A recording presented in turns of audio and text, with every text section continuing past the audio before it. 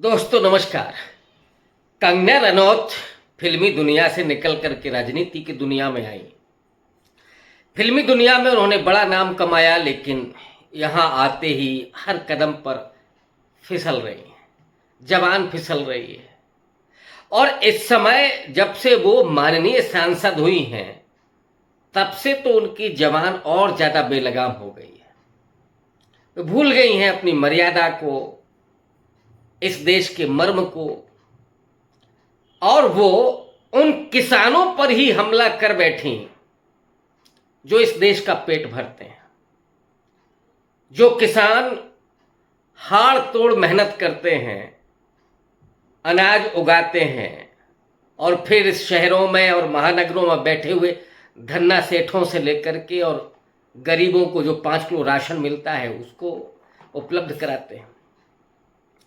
3 काले कानून को लेकर के किसान दिल्ली में जमे हुए थे कोरोना काल से पहले, और उसमें 13 महीने तक किसान अपनी मांग कर रहे थे।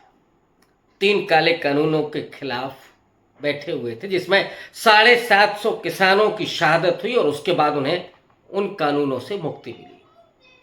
कंगना रनौत उस समय फिल्मी दुनिया में थी और मोदी की एक तरह से ट्रोलिंग मशीनरी का हिस्सा थी।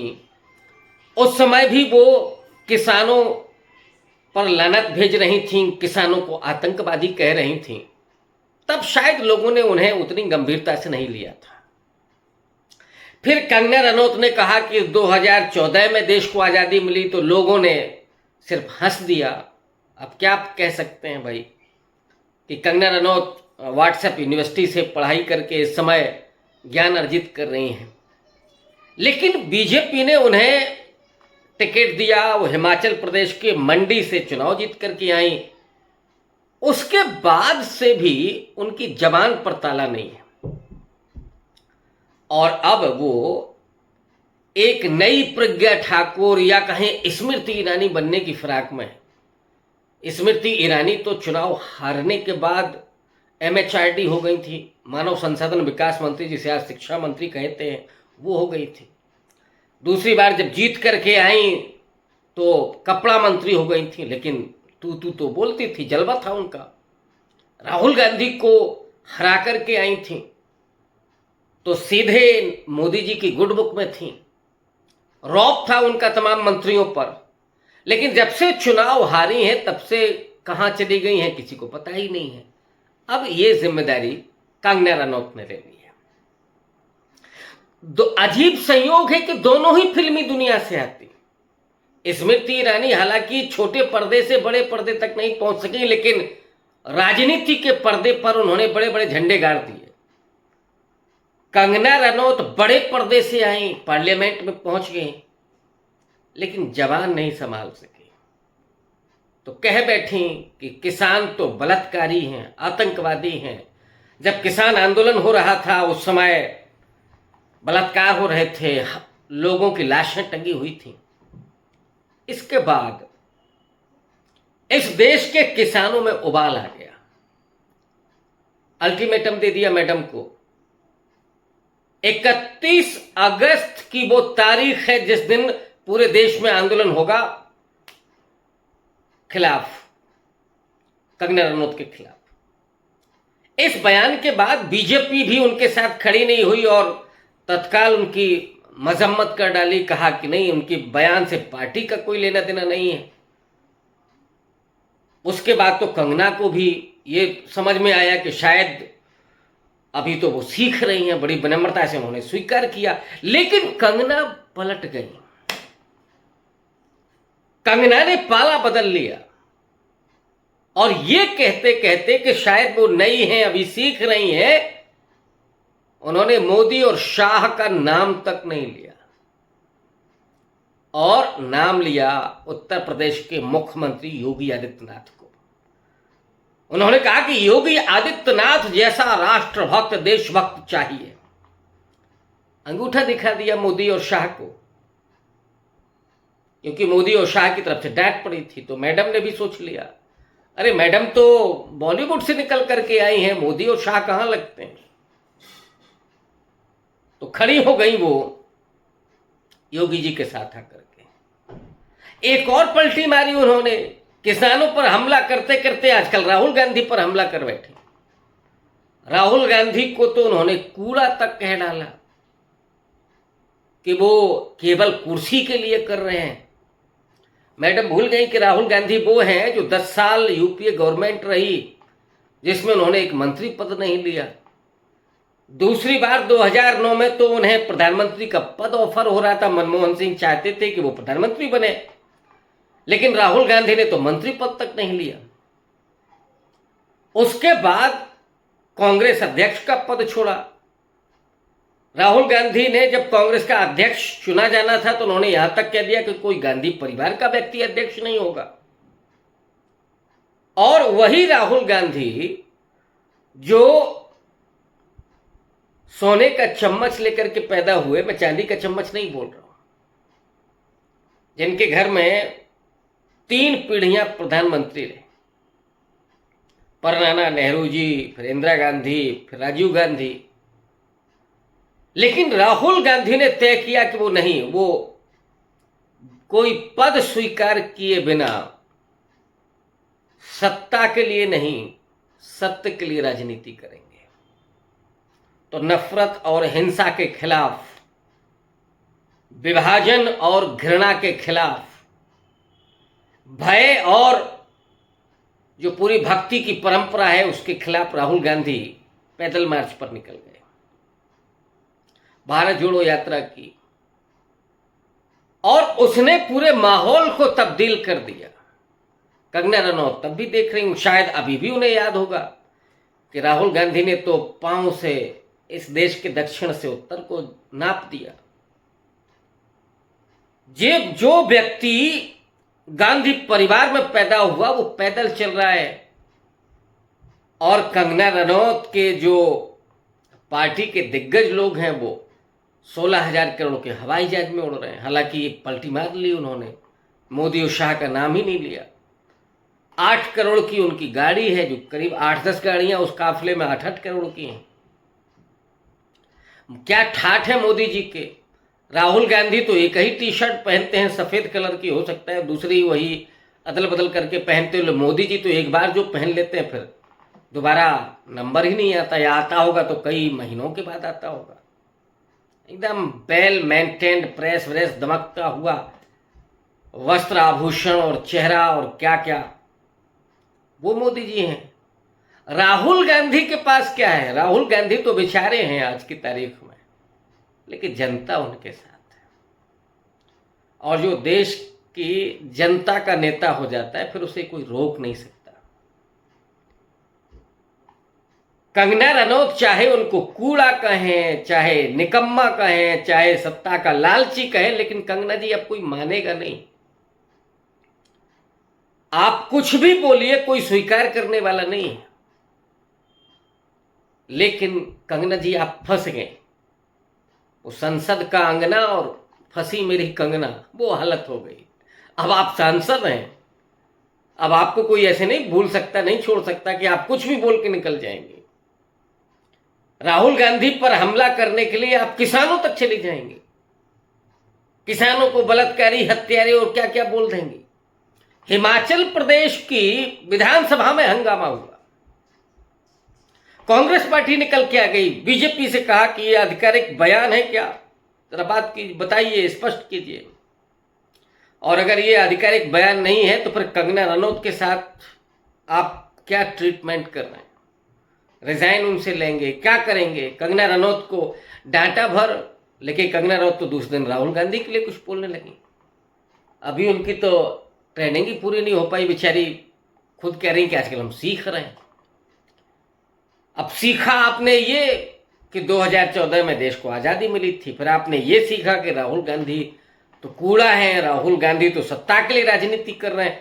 मैडम आपके लिए, आप काहे के लिए कर रही हैं? मोदी जी काहे के लिए कर रहे हैं? अमित शाह काहे के लिए कर रहे हैं? राहुल गांधी को तो पाना होता 2009 में ही प्रधानमंत्री बन गए होते। बहुत सारे लोग तो ये कहते हैं कि राहुल गांधी ने गलती की, 2009 में अगर प्रधानमंत्री हो गए होते तो नरेंद्र मोदी का नंबर नहीं आता, और जितने हमले राहुल गांधी पर हुए ये नहीं हुए होते। लेकिन एक व्यक्ति है जो सत्ता नहीं, सत्य के लिए जी रहा है, सत्य के लिए खड़ा है, सत्य के लिए राजनीति कर रहा है। और कंगना जी को तो राहुल गांधी में ऐब, राहुल गांधी में कूड़ा, राहुल गांधी में सब यही दिख रहा है।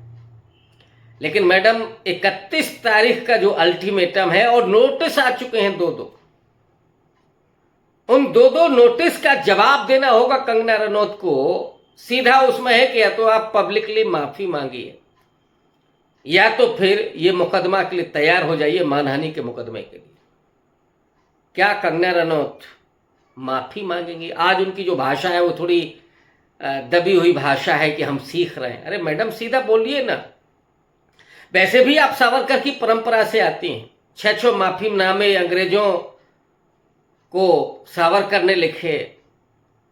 आपातकाल में आरएसएस के लोगों ने इंदिरा गांधी से कहा कि आप हमको छोड़ दीजिए, हम आपके साथ काम करेंगे। कब नहीं माफी मांगी? आप तो उस परंपरा से, उस विचारधारा से आती हैं, आपको क्या फर्क पड़ता है? क्या आप माफी मांगने जा रही कंगना रनौत या मुकदमे का सामना करेंगे? वैसे भी मैडम की सांसदी पर तलवार लटकी है, कई और मामले हैं, लेकिन अब तो कंगना की जबान ने उनको फंसा दिया है। और जब इस देश का किसान खड़ा हो जाता है तो मैडम फिर आप क्या करेंगे? 31 तारीख को जो अखिल भारतीय विरोध मार्च होना है, जो आंदोलन होना है कंगना रनौत की इस भाषा के खिलाफ, उससे क्या होगा? उससे कंगना रनौत की राजनीति खत्म होगी, बचेगी, या कंगना रनौत माफी मांगेंगी, माफी भी होंगी? और ये जो माफी मांगना है, राहुल गांधी से मांगेंगी क्या? नहीं मांगेंगी, सबको पता है। राहुल गांधी वो व्यक्ति हैं, वो परिवार है राहुल गांधी का, जिन्होंने अपने पिता के हत्यारों को माफी दी।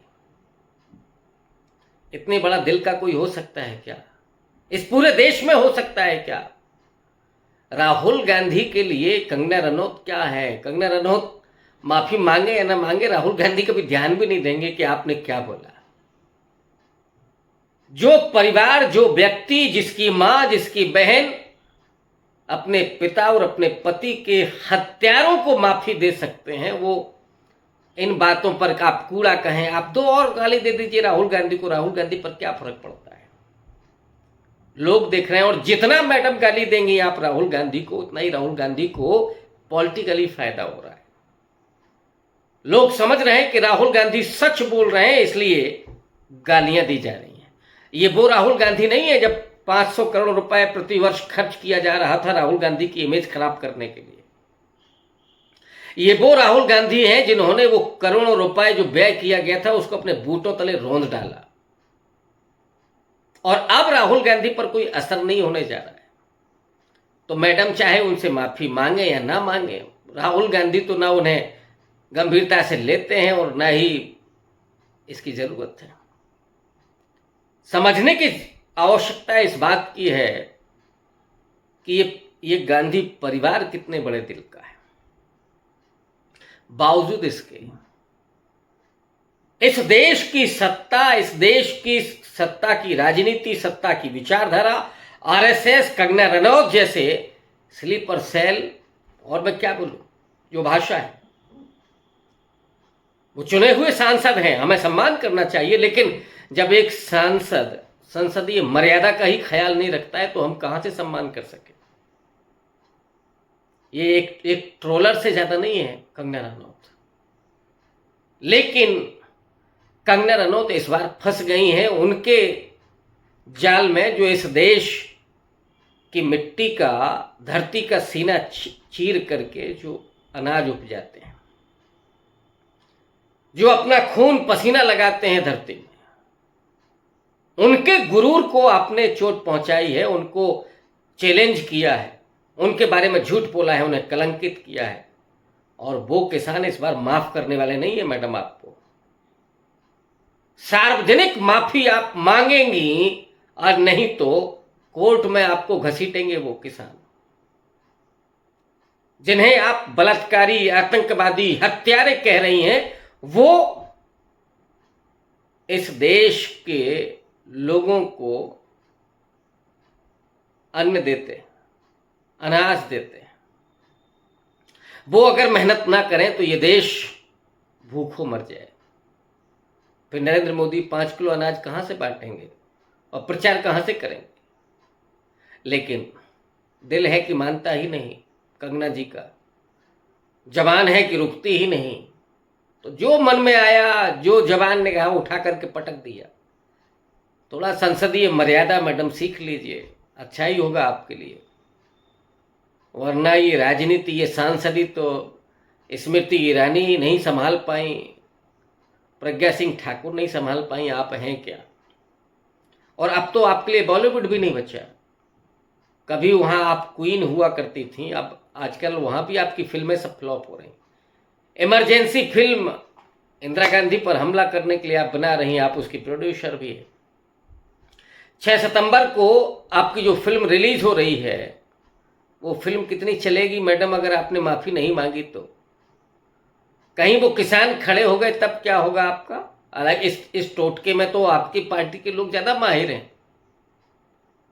कहीं किसी की जबान काटते हैं, किसी का गला काटने की धमकी देते हैं कि साहब आपने ये फिल्म ऐसी स्क्रिप्ट क्यों लिखी, ये क्यों हुआ। लेकिन गांधी परिवार तो एक भी शब्द नहीं बोला आपने इंदिरा गांधी को, जो भी स्क्रिप्ट में दर्ज करना था किया। लेकिन राहुल गांधी ने, प्रियंका गांधी ने एक शब्द नहीं बोला। आप इमरजेंसी में कुछ भी कर सकती, उस फिल्म में कुछ भी बना सकती है। ये गांधी परिवार आपको नोटिस करने वाला नहीं है। आप राहुल गांधी को गाली दे तो भी नोटिस करने वाला नहीं। राहुल गांधी तो इस देश के किसानों को, दलितों को, पिछड़ों को, आदिवासियों को, महिलाओं को, मणिपुर को, हरियाणा को, उसको नोटिस कर रहे हैं, जम्मू कश्मीर को नोटिस कर रहे हैं। आपको नोटिस नहीं करने वाले हैं। मैडम आपकी फ्रस्ट्रेशन है, उसको समझा जा सकता है, उसको महसूस किया जा सकता है कि आपको दुख कितना है। राहुल गांधी पर आप लगातार हमला करते हैं लेकिन बोलते नहीं हैं। ये अजीब फ्रस्ट्रेशन होती है, तो उसके शिकार आप हैं, हम ये मान सकते हैं। लेकिन किसानों को बलात्कारी और आतंकवादी कहना, इससे तो बचिए। अगर वो किसान खड़े हो गए तो फिर आपकी सांसदी रहेगी कि बचेगी, बहुत मुश्किल हो जाएगा। माफी मांग ही लीजिए तो ज्यादा अच्छा है। सावरकर की पंक्ति में खड़ी हो जाइए, उससे तो गौरवान्वित ही होंगी आप, आपकी विचारधारा आपकी पार्टी में, क्योंकि वहाँ कोई शर्म लिहाज तो है नहीं। आप भी छोड़ दीजिए उसको। खैर, देखना है कि आप क्या करती हैं। शुक्रिया।